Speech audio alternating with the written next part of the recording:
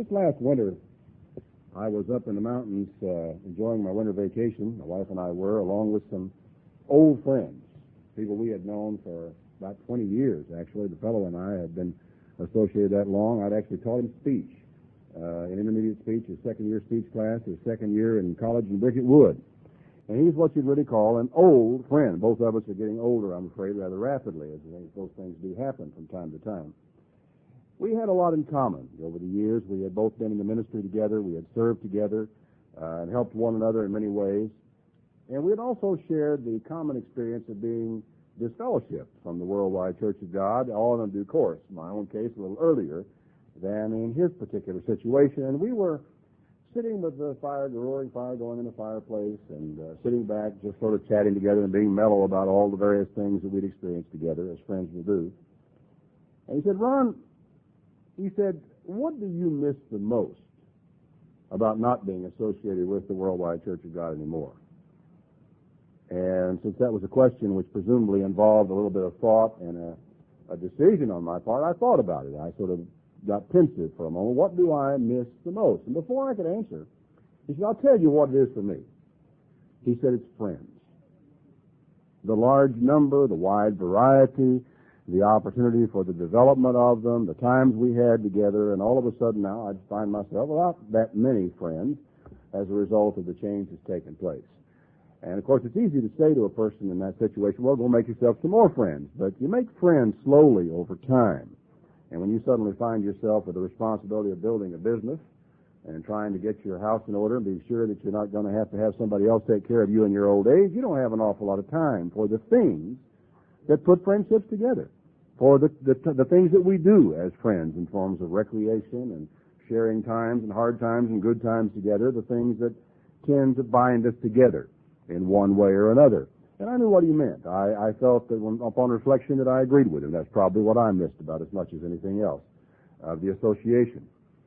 All of us have lost friends at one time or another for various and sundry reasons. Some of us, and quite a few of you, probably have shared the same sort of experiences for the same reasons that my friend and I had. But there are other reasons. Those of you who may have had no such association have also lost friends from time to time, and it's too easy at a time like that to conclude, well, I guess they just weren't real friends after all.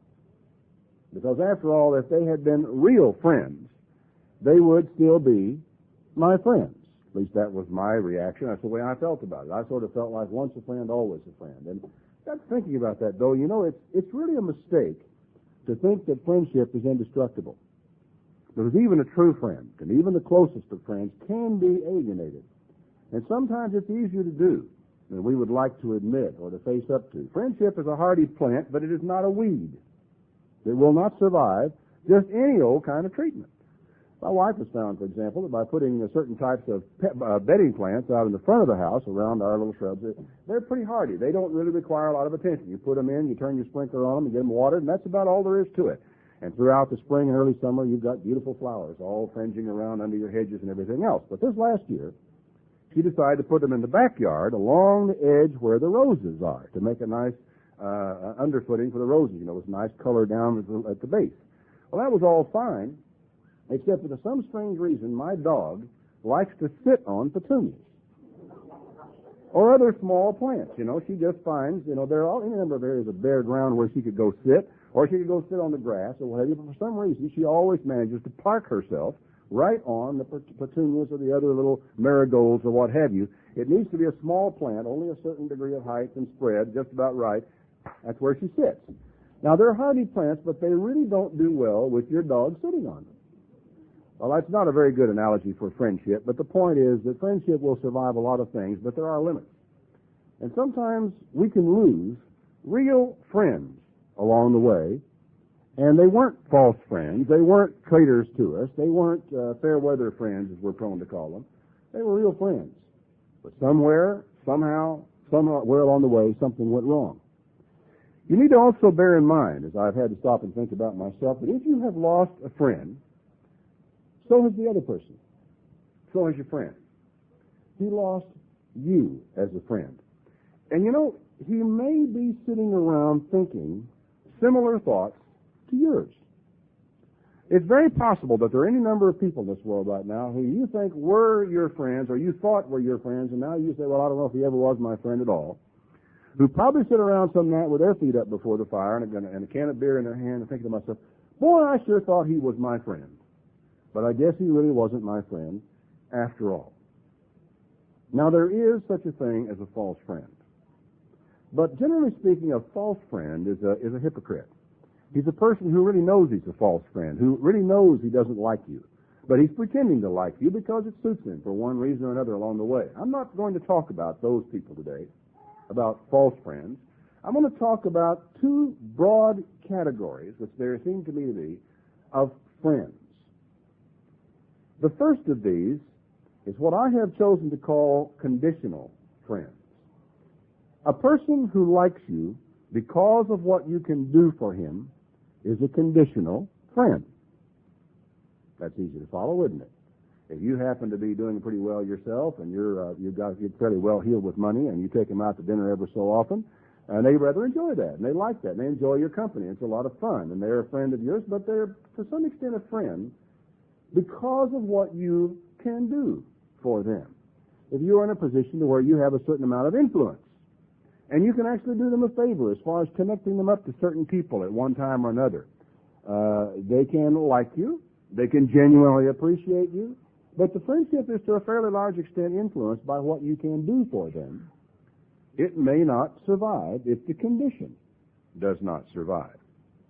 It amounts to saying, I will be your friend as long as, I will be your friend until, I will be your friend up to a point, I will be your friend if, or maybe, or when, or whatever the condition that a person sees fit to tie on to the friendship. A person who likes you for what you have done for him is a grateful person. But he may be a conditional friend. But the condition has to do with something that you did, and he feels he's the kind of a guy that would feel like a terrible ingrate if he wasn't your friend or didn't return the favor. A person who likes you because of what he hopes you will become is a conditional friend. Now, does that make any sense to you? A person who thinks that you can be more than you are. A person who hopes for better things out of you. A person who's looking to the better you or the image of you that he hopes someday you might become is a conditional friend. And when the time comes when he no longer has any hope that you will ever become what he thinks you will, he ceases to be your friend. I think in the Church of God International we encountered several of this type of conditional friends in the earliest days of the CGI. They had hopes that we would be something that they visualized in their mind, an image, an idea, a concept of something ideal or what have you. And when we did not seem to measure up, or did not measure up quickly enough, or they saw that we never would measure up, or whatever they thought they saw, they ceased to be our friend. Some marriages come apart because of this, as a matter of fact. A husband and wife get married, and the woman might think that someday this man is going to amount to something, and then as time goes on, he doesn't seem to, and she loses a certain amount of confidence, and finally she decides she doesn't love him anymore. It was, I guess, a condition of love in the first place, or maybe she was in love with an image of the man that she hoped for, that she thought he would become. And when she lost the hope, he was no longer her love. He was no longer her friend. It is a wonderful thing when a marriage is built upon both romance and love and friendship. But I'm afraid in too many cases the friendship turns out to be conditional. And of course this kind of conditional friendship, both in marriage and elsewhere, creates a great deal of strain on the relationship because pressures are always being brought to bear to be something other than what you are. And maybe you ought to be. Maybe you need to be different. Maybe you need to be more. Maybe you need to be greater. But the continual pressure being brought to bear puts an inevitable strain on the friendship, and it is, to some extent, a conditional friendship. Conditional friendship is essentially reflexive. By that I mean the friendship is seen in terms of the self. It has to do with what can be done for me, how do I feel about you, what do I want from you, what do I hope you will become. All of the things about you are seen in relation to me, and the friendship is built upon my reaction to you rather than being built upon you This is a conditional friendship. And a person who likes you as long as you are in the in group is a conditional friend. Because a condition of the friendship is that you remain a part of this group. When you leave this group, you become a part of the out group, and you are no longer a friend.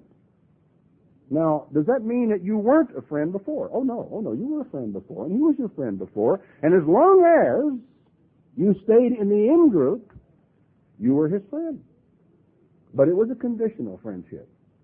And I'm afraid in a religious organization such as the Worldwide Church of God, which believes in has a very strong in-group, out-group psychology, and depends heavily on this psychology for the maintenance of the relationships in the church, inevitably creates conditional friendships. And the friendships that exist within the boundaries of such an organization are, for the most part, going to tend to be conditional friendships. Now, my friend and I both found, though, that when we were disfellowshipped from the Worldwide Church of God, we did find that we had a number of unconditional friends. We had a number of people who just didn't pay any attention to the disfellowshipment at all, who said, oh no, you are my friend, you will always be my friend, I don't care what anybody says, a friend is a friend. That's not the usual sort of person, really, in a lot of ways. There are people who are that way. There are people who will have that kind of loyalty, and I call them unconditional friends. The second kind of friend that I want to talk about. This is a person who likes you, period. Not who likes you as long as, not who likes you until, not who likes you because of, none of these conditions are implicit in this. He likes you because you are you. No qualifications, no conditions, no as long as, no until, no dependence on group approval, no measuring up required. He is your unconditional friend. An unconditional friend is, generally speaking, not concerned with overhauling you. Because, as I said before, it isn't an idea of a better you. It's you that this person likes and wants for a friend. It isn't another you, a different you, some more you or less you, or some taller you or shorter you. It's you that are the friend to the unconditional friend. Now, this is not to say that the unconditional friend will approve of everything you do, but the friendship won't hinge on it. An unconditional friend may be more likely to needle you about a bad habit than a conditional friend. Maybe more apt to come up and jab you about it, to say something to you about it, or to make a little fun of maybe one of your little problems that you might have.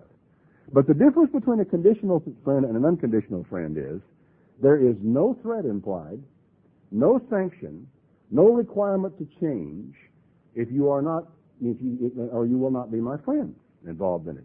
The conditional friend may hint, may pout, may sulk a little bit, may decide not to speak to you or to speak to you in a certain tone of voice, or may decide not to notice you when you walk into a room. You all know the technique, don't you? Don't we all know how to employ sanctions against another a person who is doing something of which we do not approve? We all know how it's done, so I don't need to tell you how it's done. When you do this with a friend, it is actually implying a conditional friendship. Because what you are doing is you are exercising sanctions involved. You are implying to this person that what you are doing is bothering me, and I don't approve. I feel this way about it. Don't you know that this affects me? And the conditional friendship comes into play. Sanctions are brought into play. It is a reflexive action. You're saying to the person, you are hurting me. The unconditional friend may call your cigarettes coffin nails. You may drag one out, stick it in your mouth, and light it up, and your friends say, when are you going to stop that? But you don't react to it quite the same way because you know that the friend cares about you. And it's not a question of it hurting you. And he doesn't act differently toward you because you smoke, or because you chew, or because you dip snuff, or whatever other your particular nauseating little habit might be. But he just says, I like you. I know you smoke. I wish you didn't. I'd sure like to see you get straightened out on that. But it's not going to affect our relationship. I like you. And it's you I like. It's not a non-smoking you or a smoking you or some other kind of you. It's you I like. You're the guy. You're the girl. You're the person. You're the one that I enjoy being with. The conditional friend may imply that your smoking inhibits the friendship. And if it does, you got a conditional friend. Now, that doesn't mean he's a bad friend. Doesn't mean you don't want him as a friend. Doesn't mean that he's a false friend. It just means that there are certain conditions that get inserted into the relationship between friends. Unconditional friendships take time to develop, and they usually have a way of lasting. You don't make unconditional friends overnight. You just don't meet some guy and all of a sudden, bang, you're unconditional friends for the rest of your life. Conditional friendships develop quickly, but they can fall apart quickly as well. The problem that we oftentimes run into, by the way, conditional friends, I've already made the point, are not necessarily false friends. They are true friends as long as the conditions hold. But one of the things that makes the situation hurt is that the conditional and unconditional friendships are not two-way. In other words, if you are a conditional friend to me, I may be an unconditional friend to you, and vice versa. This type of situation can exist. One person may be an unconditional friend, the other one a conditional friend. What happens then is that when the relationship falls apart, this one person just suddenly loses interest in the other person or puts the other person away. I don't want to have anything to do with you anymore. Whereas the party number two, who's been sort of shunned or put aside, remains a fast and a permanent loyal friend to the person who no longer will speak to him. It can happen to people. It happens to people all the time. And, I think in a lot of ways it's a healthy thing for you, even when somebody has decided not to be your friend anymore, for you to be really strong to maintain the fact that regardless of what they do or how they feel, you are still going to be a friend to them if you can, if they'll let you. We were talking about this a little bit this morning, and I began to think about friendship and realize that it is to a very large extent loyalty. It's one of the biggest elements involved in true friendship is loyalty. And I don't know if I fully understand it. I don't know all the reasoning that is involved in it or all of the whys or wherefores, but it does seem that some people seem to be more loyal than others. As a trait of character almost, not just that they are more loyal today or less loyal tomorrow, but that actually intrinsically or inherently or ingrained into their character either by training or upbringing or what have you, some people seem to be loyal and other people seem to have no loyalty whatsoever. And of course, that has a profound effect on the kind of friendship that you may develop. Now, I was looking through Maeve's Topical Bible today, just looking at her friendship to see what sort of things I might find. And what was interesting to me is under the segment on illustrations or examples of friendship, there was one person's name who just kept cropping up. There were several different categories mentioned, but one person kept being mentioned more often than any other in this category. You all probably know already who I'm talking about. His name was David.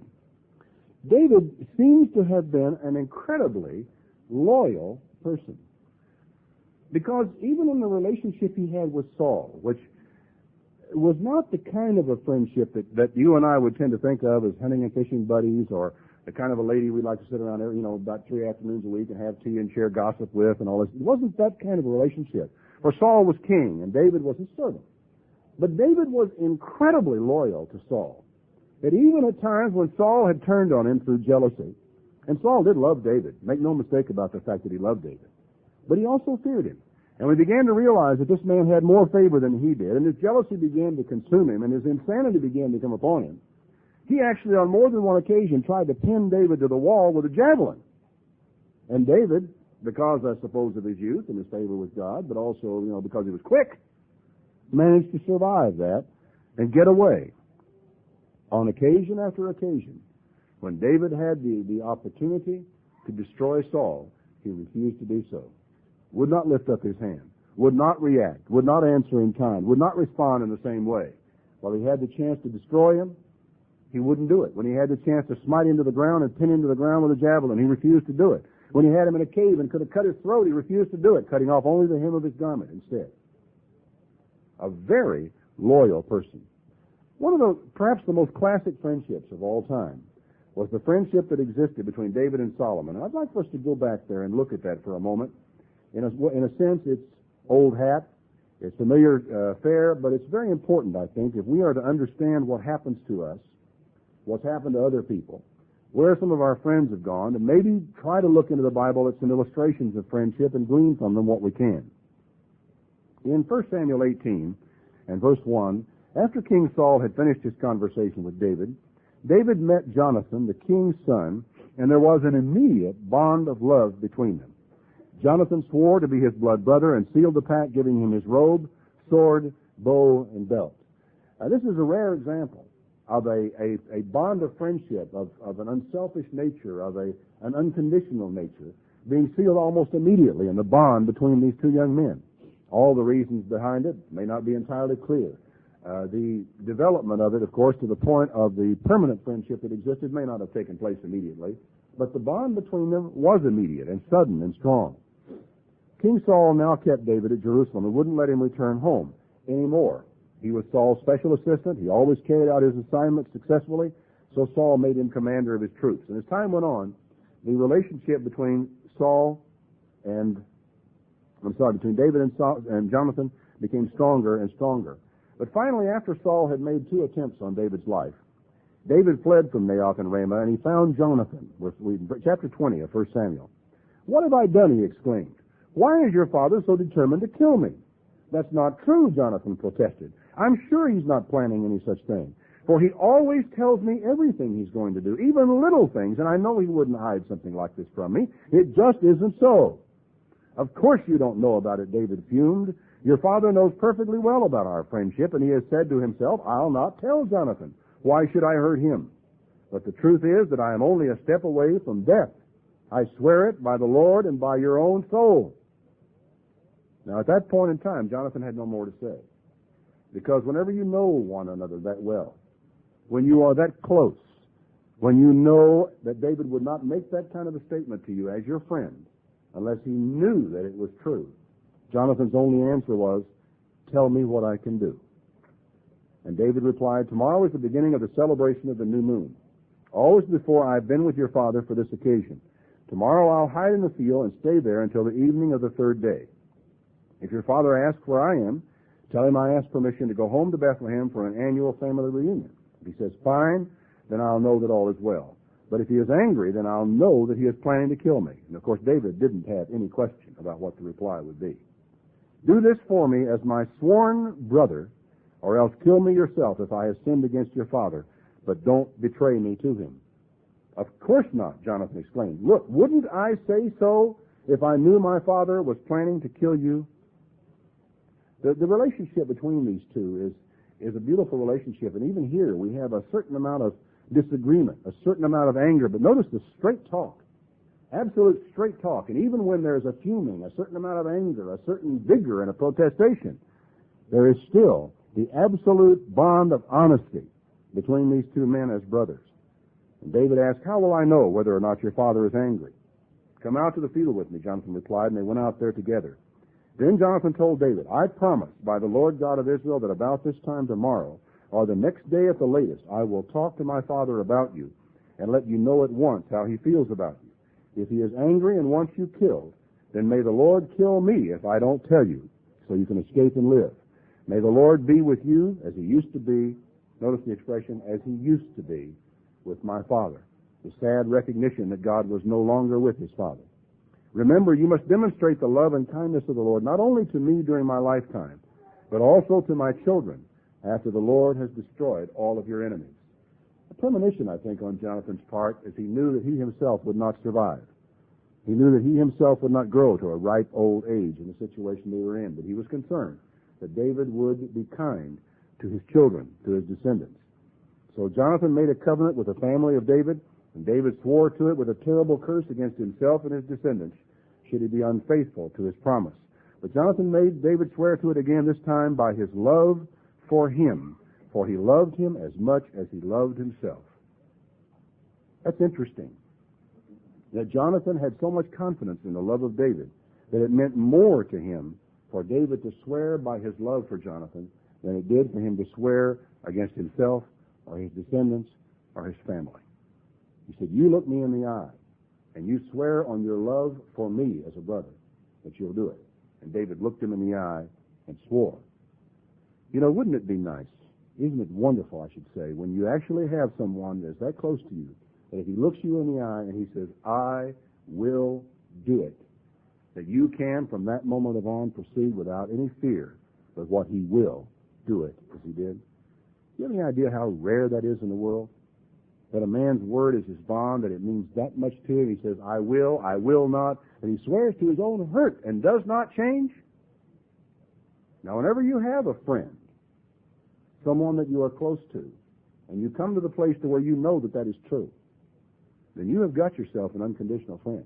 A man who says, no, by my love for you and by my friendship with you, I will promise you that it won't be so or it will not be so. That is an unconditional friend, if you know that he means it. If you don't, there's a problem with the friendship.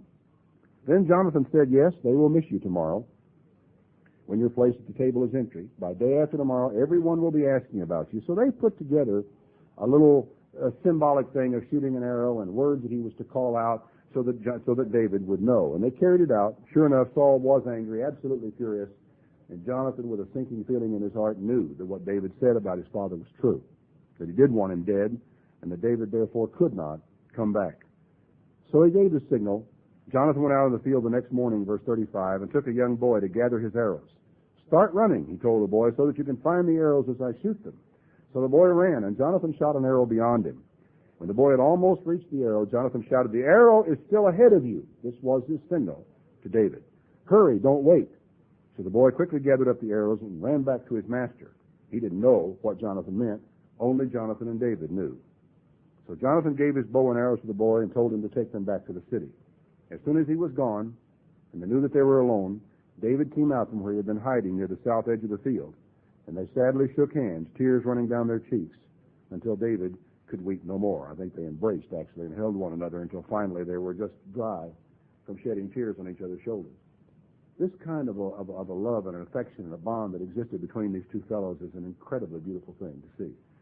It is so rare in human circumstances for two people to have that kind of love for each other and that kind of dependence on one another. And last day, Jonathan said to David, cheer up, for we have trusted each other and each other's children into God's hands forever. So they departed, David going away and Jonathan returning to the city. Turning back now to 2 Samuel, the first chapter, to follow this story just a little bit further. 2 Samuel 1. Saul and Jonathan are dead. David has finally learned about it, has punished the man even who brought the message about it. And in verse 17 we read, Then David composed a dirge for Saul and Jonathan, and afterward commanded that it should be sung throughout Israel. It is quoted here from the book Heroic Ballads. O Israel, your pride and joy lies dead upon the hills. Mighty heroes have fallen. Don't tell the Philistines, lest they rejoice. Hide it from the cities of Gath and Ashkelon. Let the heathen nations laugh, and lest the heathen nations laugh in triumph. O Mount Gilboa, let there be no dew nor rain upon you. Let no crops of grain grow on your slopes. For there the mighty Saul has died. He is God's anointed king, no more. What a tragic thing to hear. And here is a man who probably had as much reason to hate Saul as any person who ever lived. The man who was to succeed him, the man who had been caused for years to flee for his life and to lead the existence of a fugitive of a bandit, with a group of malcontents gathered around him, because most of the people who were there were malcontents, bandits, and outlaws who had finally gathered around David and were loyal to him, certainly. And many of them became his fast friends. But this man, Saul, who had sought his life and chased him around like a flea or a dog, was now dead, and David said, there the mighty Saul has died. He is God's anointed king, no more. Both Saul and Jonathan slew their strongest foes and did not return from battle empty-handed. How much they were loved, how wonderful they were. Both of them. He loved them both, loved them dearly, and loved Saul even at a time when Saul was trying to kill him. These are the words, and the way it is written, the beauty of the poetry of this, speaks so much of the man. A man whose very heart and core of his character was loyalty. Loyalty even to a man who tried to destroy him. Both Saul and Jonathan, how wonderful they were. They were together in life and in death. They were swifter than eagles, stronger than lions, but now, O women of Israel, weep for Saul. He enriched you with fine clothing and golden ornaments. These mighty heroes have fallen in the midst of the battle. Jonathan is slain upon the hills. How I weep for you, my brother Jonathan. How much I loved you, and your love for me was deeper than the love of women. The mighty ones have fallen, stripped of their weapons, and dead. All David is saying here is that the love was a different kind of love, passing the romantic love, passing sexual love, that was the deepness of a bond between two human spirits that has to be experienced to be understood. It is a love that some men have been blessed to share with a woman, but David himself never had. It was the closest love. It was the warmest love that he had experienced in all of his life from this man. What a beautiful thing to see, this kind of a development of a bond of absolutely unconditional friendship between people and the loyalty of this man. Chapter 9 of 2 Samuel sort of closes out, I guess, this element of it, but it's an important reference. Chapter 9, 2 Samuel. One day David began wondering if any of Saul's family was still living, for he wanted to be kind to them as he had promised Prince Jonathan. He heard about a man named Ziba who had been one of Saul's servants, and he called him. "Are you Ziba?" "Yes, sir, I am," he replied. The king then said, "Is anyone left from Saul's family? If so, I want to fulfill a sacred vow by being kind to him." "Yes," Ziba replied, "Jonathan's lame son is still alive." "Where is he?" "In Lodebar, at the house of Machir." So David sent for Mephibosheth, Jonathan's son and Saul's grandson, and he arrived in great fear and greeted the king in deep humility, bowing low before him, and with good reason here, I should say, because in this time, the way you normally handle things when a dynasty was replaced is you destroyed all of the children of the preceding king. You wiped out the whole house, all the wives, any known children. You got rid of the concubines. You took care of the whole thing so there'd never be any question about succession at a later time. So Mephibosheth had reason to fear. But David said, "Don't be afraid. I have asked you to come so I can be kind to you because of my vow to your father Jonathan. I will restore to you all the land of your grandfather Saul, and you shall live here at the palace." Mephibosheth fell to the ground before the king. "Should the king show kindness to a dead dog like me?" he exclaimed. So he called in Ziba, and he put him over the house and established everything that was to be done for Mephibosheth as a descendant of Jonathan. It's a fascinating example, and I never tire, frankly, of looking at the examples of David and his life and the way he dealt with people. One of the more interesting examples, and it actually brings out some fascinating illustrations of both conditional and unconditional friendship that follow as a result of the rebellion of Absalom, which follows in the chapters just following where we have just been in 2 Samuel. You're probably fairly familiar with the story. Amnon, sort of a half-brother to Absalom, had raped Absalom's sister. He had humiliated her. They had tried to keep it quiet as a family scandal, but Absalom never forgot it. A year went by. 2 years went by, and he set up an occasion to kind of gather the king's sons together and conned Amnon into coming and had him murdered on this particular occasion. As a result of it, it created quite a furor, scared everyone half to death because they thought Absalom had murdered all of David's sons, not just one. But it had only been a revenge on this one man that he wanted. Absalom went into exile, and the smoke cleared for just a little while, and the dust settled. And finally, Joab arranged to get Absalom brought back from his exile. When he came back, and he finally was reconciled to his father, some interesting things began to take place. He bought, chapter 15 is where I am right now, he bought a magnificent chariot and chariot horses. He hired 50 footmen to run ahead of him. He got up early every morning and went out to the gate of the city. When anyone came to bring a case to the king for trial, Absalom called him over and expressed interest in his problem. He would say, "I can see that you are right in this matter. It's unfortunate that the king doesn't have anyone to assist him in hearing these cases. I surely wish I were the judge. Then anyone with a lawsuit could come to me, and I would give him justice." Oh, I mean, that is so slimy as to, and to be so obvious, you would wonder that anyone ever would tumble to it. And when he said anyone came to bow to him, he wouldn't let him bow. He said, "No, no, no, stand up," and he shook his hand, embraced him, and kissed him, and said, "This way Absalom stole the hearts of all the people of Israel." It's really relatively simple to do. Relatively simple to do. And people want to hear things, and if you will tell them what they want to hear, it's not difficult to steal people's hearts. He continued on for a while. After 4 years, he set up a rebellion, executed his rebellion, and began to march on Jerusalem.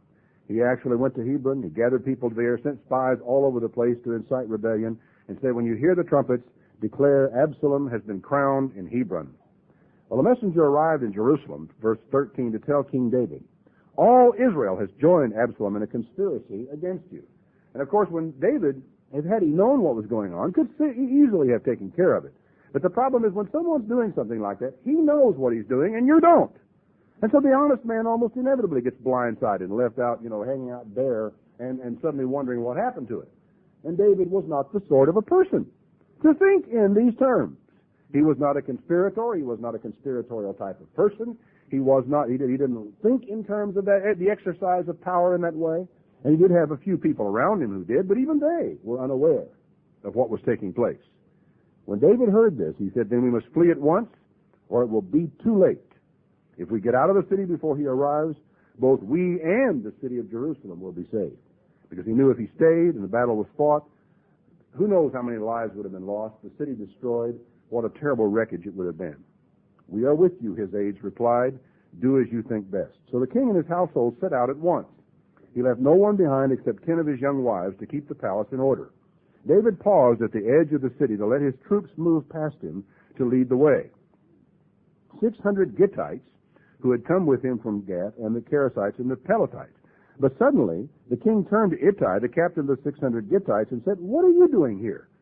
You're not supposed to be here. Now, these people were not Israelites. These were foreigners who had come to Israel really as exiles from their own country, and they had come under David's wing, and David had accepted them in his country. He said, what are you doing here? Go back with your men to Jerusalem, to your king, for you are a guest in Israel, a foreigner in exile. It seems but yesterday you arrived. And now today, should I force you to wander with us? Who knows where? Go back, take your troops, and may the Lord be merciful to you. But Ittai replied, I vow by God and by your own life that wherever you go, I will go no matter what happens, whether it means life or death. That, my friends, is an unconditional friend. Unconditional. Whether it means life, whether it means death, whether we go north, whether we go south or east or west, whether we go up the mountains or down the valleys, I'm going where you're going. My men are your men. My life is your life. You live, I live. You die, I die. That's basically what it amounted to for this man. That's a friend. And the time comes to go to battle, and the time comes to fight. That's the kind of a friend that's good to have. An absolutely unconditional friend. So David replied, all right, come with us. Then Ittai and his 600 men and their families went along. There was deep sadness throughout the city as the king and his retinue passed by, crossed the Kidron brook, and went out into the country. Abiathar and Zadok, the Levites, took the ark of the covenant of God and set it down by the road until everyone had passed. Then, following David's instruction, Zadok took the ark back into the city. If the Lord sees fit, David said, he will bring me back to see the ark and the tabernacle again. But if he is through with me, well, let him do what seems best to him. It's an incredibly sad day. But the loyalty comes out. The loyalty is still there. The full realization, if God is finished with me, well, let him do what seems best to him. If he isn't, well, I'll be back to see the ark here. Then the king told Zadok, look, here is my plan. Return quietly to the city with your son Ahimaaz and Abiathar's son Jonathan. I will stop at the ford of the Jordan River and wait there for a message from you. Let me know what happens in Jerusalem before I disappear into the wilderness. So Zadok and Abiathar carried the ark of God back into the city and stayed there. Two more loyal friends, unconditional friends, dependable friends. David walked up the road that went to the Mount of Olives, weeping as he went. His head was covered and his feet were bare as a sign of mourning. And the people who were with him covered their heads and wept as they climbed the mountain. When someone told David that Ahithophel, his advisor, was backing Absalom, David prayed, O Lord, please make Ahithophel give Absalom foolish advice. This man was quite a wise man. His reputation was such that asking advice of Ahithophel was like asking counsel at the oracle of God. He was that brilliant. He had been David's friend. But it was a conditional friendship. He was David's friend when David was in power. But whenever the power was beginning to shift, Ahithophel decided he would be Absalom's friend now. As they reached the spot at the top of the Mount of Olives where people worshiped God, David found Hushai the Archite waiting for him with torn clothing and earth upon his head. David told him, if you go with me, Archite, by the way, is derived from a word that means old, and I don't know what this means about this particular man. David told him, if you go with me, you will only be a burden. Return to Jerusalem and tell Absalom, I will counsel you as I did your father. Then you can frustrate and counter Ahithophel's advice. He sent back a mole, as it were, a spy, as it were, not a man necessarily to do anything except to give advice in this situation. Zadok and Abiathar the priests are there. Tell them the plans that are being made to capture me, and they will send their sons to find me and tell me what is going on. So he returned to the city, getting there just as Absalom arrived. David was just past the top of the hill when Ziba, the manager of Mephibosheth's household, caught up with him. He was leading 2 donkeys loaded with 200 loaves of bread, 100 clusters of raisins, 100 bunches of grapes, and a small barrel of wine. What are these for? The king asked. Ziba replied, the donkeys are for your people to ride on. The bread and the summer fruit are for the young men to eat. The wine is to be taken with you in the wilderness for any who become faint. Where is Mephibosheth? The king asked him. He stayed at Jerusalem, Ziba replied. He said, now I'll get to be king. Today I will get back the kingdom of my father Saul. In that case, the king told Ziba, I give you everything he owns. Thank you, sir, Ziba replied. This is fascinating. And you don't really know for sure just what happened here. Because later on, Mephibosheth will deny everything that Ziba said and will have his reasons why he was where he was, and they sound very plausible. They sound very reasonable at the time, that he was not saying this. You have one of two cases. Either you have a man named Ziba, who was David's friend, regardless, an unconditional friend of David, or you have a man who said to himself, well, you never know. You never know. Here comes Absalom. Maybe what I need to do is take out a little bit of insurance. And so he loads up his insurance policy and takes them on out to meet David, and he gives David the animals and so forth, makes the relationship set so that if David ever comes back, he will then own everything of the properties that had originally belonged to Saul. Neat little piece of work. Now, what kind of a friend is this? This is not a conditional friend. This is a false friend.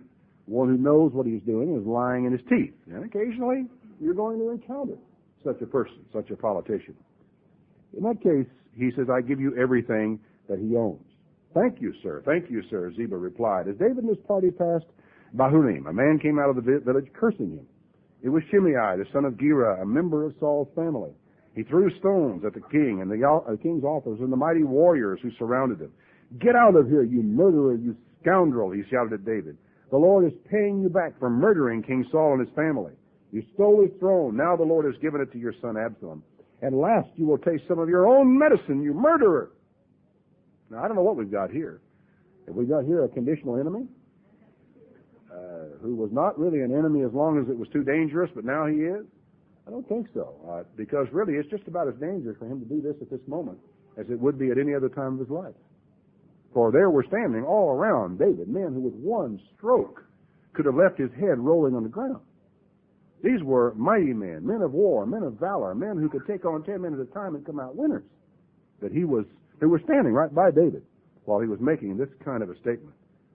Why? They said, why should this dead dog curse my king? Abishai demanded. Let me go over and strike off his head. And I doubt if he'd have to have more than one stroke to do it. No, the king said. If the Lord has told him to curse me, who am I to say no? My own son is trying to kill me. This Benjamite is merely cursing me. You know, what's the big deal? Let him alone, for no doubt the Lord has told him to do it. And perhaps the Lord will see that I am being wronged and will bless me because of these curses. So David and his men continued on. Shimei kept pace with him on a nearby hillside, cursing as he went, throwing stones at David and tossing dust in the air. The king and all those who were with him were weary by the time they reached Bahurim. They stayed there for a while and rested. And so the events continue on as the politics and the palace intrigue continue. They advise Absalom, Ahithophel does, to go sleep with your father's wives, verse 21. For he has left them here to keep the house. Then all Israel will know that you have insulted him beyond the possibility of reconciliation, and they will all close ranks behind you. So they erected a tent on the roof of the palace, and right where everybody could see what he was doing, he went in systematically to his father's concubine. Now, Ahithophel said, verse chapter 17, give me 12,000 men to start out after David tonight. This was the right thing to do, to go after him right now and destroy him. So he said, I will come upon him while he's weary and discouraged. He and his troops will be in a panic. Everyone will run away, and I will kill only the king, and let all those who are with him live and restore him to you. Absalom and all the elders of Israel approved of the plan, but Absalom said, ask Hushai the Archite what he thinks about this. This is the man that David sent back to defeat the counsel of Ahithophel. When Hushai arrived, Absalom told him what Ahithophel had said. What is your opinion? Absalom asked. Should we follow his advice? If not, speak up. Well, Hushai replied, this time I think Ahithophel has made a mistake. You know his father and his men. They are mighty warriors and are probably as upset as a mother bear who has been robbed of her cubs. Now that made sense. That did make sense. You couldn't argue with that. Your father is an old soldier, and that made sense too. If your men are being slaughtered, then even the bravest of them, though they have hearts of lions, will be paralyzed with fear. For all Israel knows what a mighty man your father is and how courageous his soldiers are, and I know that that is true. What I suggest is you mobilize the entire army. Let's go out and let's swat this flea with a sledgehammer. Let's don't take any chances. Let's meet them with massive force. Made good military sense. The problem was it was a long way to go on this particular occasion. For when they finally did it, when they finally went out and fought, David and his men defeated them soundly, and Absalom was killed. That part of the story we all know.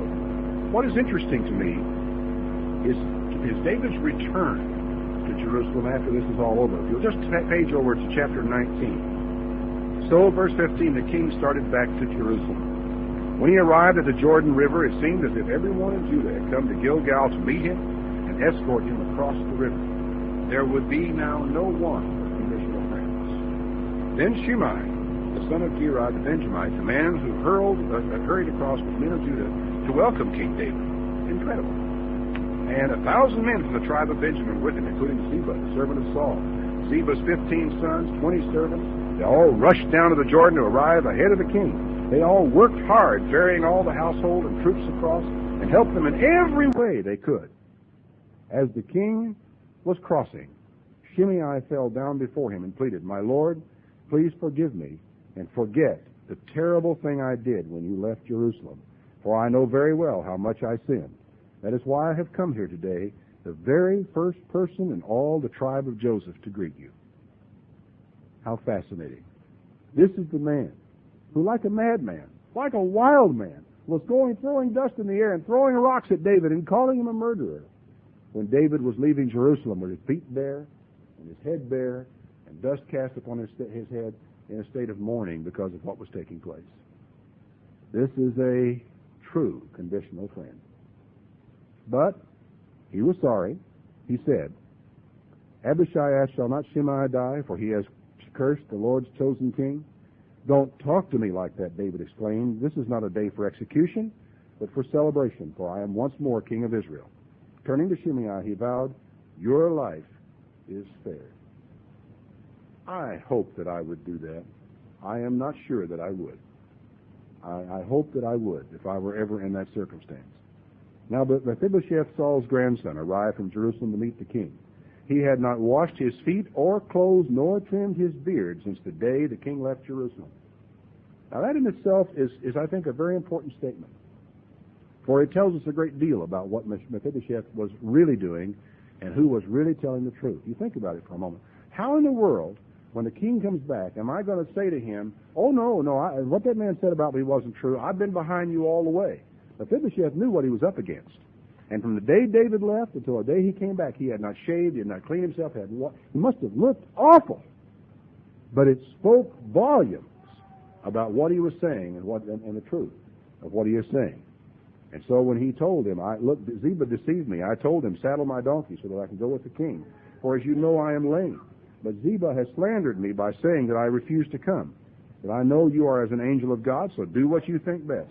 I and all my relatives could expect only death from you. But instead you have honored me among all those who eat at your own table. So how can I complain? All right, David replied, my decision is that you and Ziba will divide the land equally between you. Give him all of it, Mephibosheth said. I am content just to have you back again.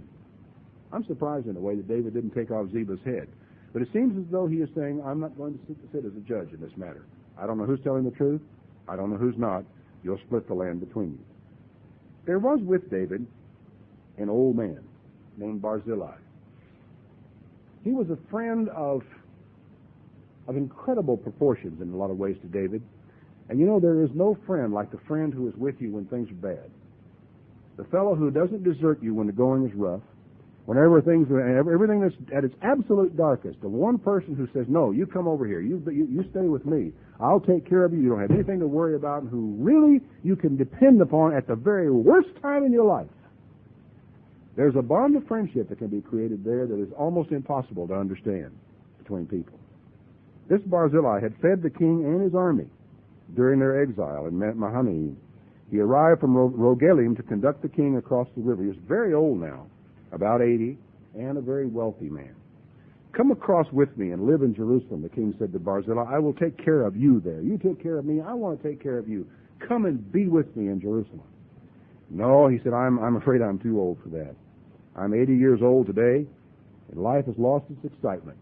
Food and wine aren't tasty anymore, and I don't get much excitement out of the dancing girls either. He said, really, all I would be is just a burden to my lord the king. Just to go across the river with you is all the honor I need. Then let me return again to die in my own city where my mother and father are buried. But here is Chimham. Let him go with you and receive whatever good things you want to give him, or do unto him as seems good to you. Now, the interesting exchange here, and it's not carried out, and I'm reading from the Living Bible here, but it doesn't really quite say it like the King James says it and like it really is. But essentially what he said, here is my servant Chimham. You take him and you do whatever seems good to you to him, whatever you think you wanted to do for me. And David said, all right, he shall go with me, but I will do for him anything you ask me to do. Whatever you want me to do, I will do that to this man. Now, the exchange that takes place between these two men is, I think, one of the most profound illustrations of the trust and the loyalty that goes with friendship that I could ever find. It is a situation where the one man says to the other, look, you do whatever you think is good. The man says, oh, no. I am going to do for this fellow anything you ask me. Now, that basically says, I know, I have confidence, I really have trust that you are not going to ask me anything that would be harmful to me or anything of the sort. I have total confidence in you. You ask anything of me you want to, and I'll do it. How many people do you know that you can say that to? That you can actually look him in the eye and say, all right, friend, shake his hand, take his hand in yours, look right in his eye or her eye, and say, whatever you want me to do, I will do it. Now you're getting down to unconditional friendship. True unconditional friendship. And that's the kind of relationship that existed between these men. You don't say that to people you don't know very well. How in the world could some of these fellows back during war, and maybe there's been some sense, who get married, meet some girl and get married a week later, ever possibly know the other person well enough that either one of them could say to the other one, I'll do anything you want, whatever you ask me, for you have no idea what sort of a demand might be made of you in that type of a circumstance. You have to know someone, you have to trust someone, you have to have a tremendous amount of confidence in the person to do that. In the 27th chapter of Proverbs, verse 10 is a very interesting and I think a very important statement. King Solomon says, never abandon a friend, either yours or your father's. Never abandon a friend, either yours or your father's. Why do we let friends go? You say you've lost a friend. There were people that were your friends. They're not your friends anymore. Why have you let them go? Or do you feel you didn't really let them go, that maybe they let you go? But the truth is, in many cases, this has happened to us where friends are concerned. And in some cases, we go on for months, maybe years, and never contact that person at all. Why do you let them go? Because you see, in some cases, they are sitting on the other side of this thing saying, why has he left this life? Why hasn't he called me? Why hasn't he said anything? We say, well, why doesn't anybody call me? Well, they're sitting over there saying, why hasn't he called me? And both of you are wondering, why won't this person contact me? And why has this friendship come apart? And you spend the rest of your life wondering, whatever went wrong between us as friends? Why is it we don't make a contact? It's hard to say, isn't it? Maybe it's fear of rejection. We think if I say something to him or if I write a letter, I'll just get rejected, or I'll get a hostile response, or he'll turn me down, and I'll feel terrible about it. I suppose that's part of it. It may be even a fear of being misinterpreted, that somebody will think there's weakness, or an admission of guilt of some kind. Or I know in my own case I've thought, well, now if I communicate with this person, I write to this person, is he going to think that I am just trying to get back, in his good graces, or am I going to crawl back into a religious organization that I have long since realized I could not support? Is he going to misinterpret why it is that I'm trying to communicate with him? I know that kind of question has got to cross our minds from time to time. And yet, we got to try. I thought in a way it's almost like you got two adjoining hotel rooms. If you know how those rooms are, they got a double door between them, and there's only a knob on either side of each door. Neither door has two knobs, but they have a knob on the outside both cases. And either door can be open, and you still can't go through. You can open the door. You just reach over and grab it and open it up, but what you see is a door. And there's no knob on that door. You can't get through into the other room. And so I think what a lot of us wind up doing is for the longest period of time, we assume that the door on the other side of this is locked and closed. We couldn't open it. And we never get around to going over there and opening it up and looking through there just to see, is that other door really closed? Or is there possibly the opening that might exist to be able to communicate with an old friend yet one more time? Well, frankly, in an awful lot of situations we get involved in, that reconciliation, unfortunately, is an awful long way off and sometimes may never take place. But it's worthwhile. I did it myself just recently. I wrote a letter to an old friend that I haven't talked to in a long time for no other reason than to tell him the door on my side was open. Just that the door on my side is open. It's not locked anymore. It's open, and my home is open to you. Anytime you're in the area, please call or come by, and I would like to be friends with you again. I haven't heard from him yet. I may never hear from him, but at least I did open the door on my side and didn't allow the thing to just drift along to whatever period of time where neither one of us would ever make a move toward reconciliation. It's the funniest thing, because you think to yourself at a time like that, saying, well, shall I write or shall I not? And if the other person makes the first move, well, I'm going to kind of feel like maybe he had the advantage over me, but then if I make the move, he'll feel the same way, and you can really get so bound up in your mind about what might happen and what could happen. I don't know, but you have to ask the question in a way, could it be worse than it is now? Could I estrange us any further, or should I not say something, some word, some step? When you start thinking about reconciliation, the hard part is trying to get into what people call a win-win situation. That is, where both of you are able to stand up, not crawl. No one has to eat crow. No one has to back down. No one has to kowtow to another. That if you have a win-lose situation, you can never be reconciled. You can never create new friends. That a true friendship can only be created in a situation where both people win.